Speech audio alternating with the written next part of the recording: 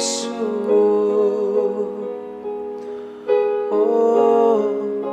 ine na cho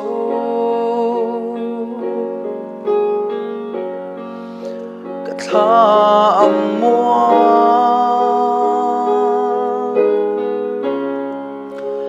aha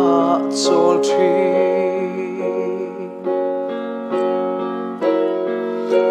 Itelova long na to zong ruai mo silovi Itelova lo min sia mi che na cho Itelo chua Soang tua na itam renga Til dang renga leng thei lo Min han shil fia mai te la Izun ngai renga kawai chan Hoai chen na song kho min o Bia thu trong ka zong kho I bengero a theng thei lo Kawai chen na hia na pak lo Cùng vào nhiều ô vai chuan han đều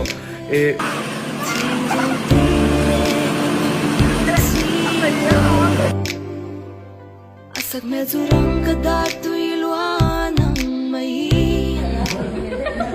Man tau tek ni tu ra kwan duan sa Kwanu pon Aduan chung che rei lo mo Yan kan nem tong lo bo a Zun za mi fan zo hi Ilut ziate a shafem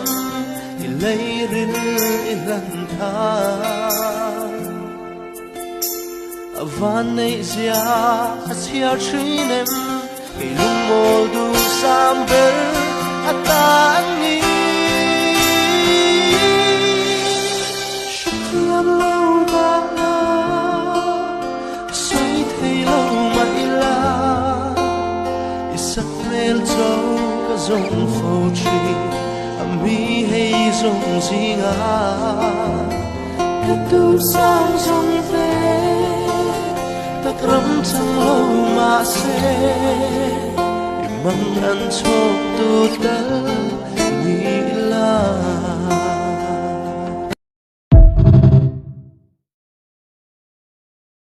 Soang tua na thin lung dâu hi mo Ka chan tok lo ni Takram chang thei lo ma se Run hun han rem dun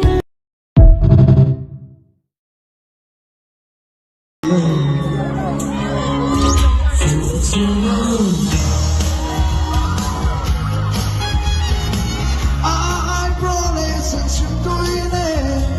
suy lung a tung nghe mai ho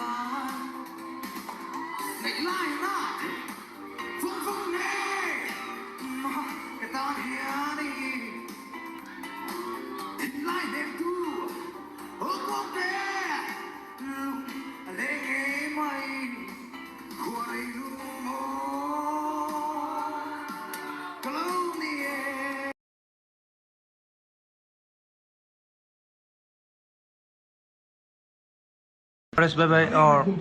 nghe Remi Eli mà RS single single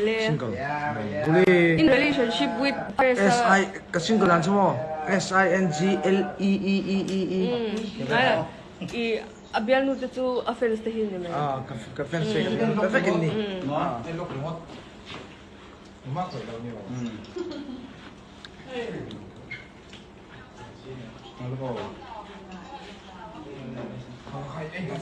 unau dik tak kan ni em chilai pa hi kapa nau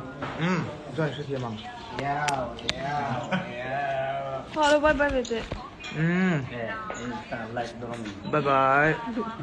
lal toi hi aron chon chin la chon bai nge bye bye một cái sồn rôn luôn, một cái sồn rôn luôn. Okay, we start right back. cái chuyện là ba press go wa ka ahadum ahacher RS ideal type tu okay ideal type ideal type 2 mày sẽ phil mail sai được không em mail sai cho million đek lo. Hello guys, tiên karon video le mai tụi này để dành cho cái massage tir về là mo tak sarol về anh nung cốc mai hay thà tôm tak lâu ngào về đằng xe cho nên nắp tô khi Sunday nia income phải càng mua cho anh anh nghe video thar tak karon da lenga group về là thế mo kan chat là thế về cho anh thổ trần là mai hiện pathian ra làm trong karon chawanga iso karon chawanga thổ trần zan changin program ka lenga char dona ni chuan mi lo tong try pui le tur karon som chaw a chuan nang ni po ka shreng chu ni ei mi ngei soi hi ka hre si lo mo mi ngei ka soi seng si lo nghe nè trong trại này về là bây giờ và group 1 trong đó thì member song song te cái đầu thì về thắt sẽ là nè intan cái ta nó mà intan cũng về sẽ là sắp tắc kinh cái đầu thì sẽ là nè cái mà thì tụt te nếu trong trại bây giờ là nè cho anh tùy đến mua vét đó nè bye bye sarang evek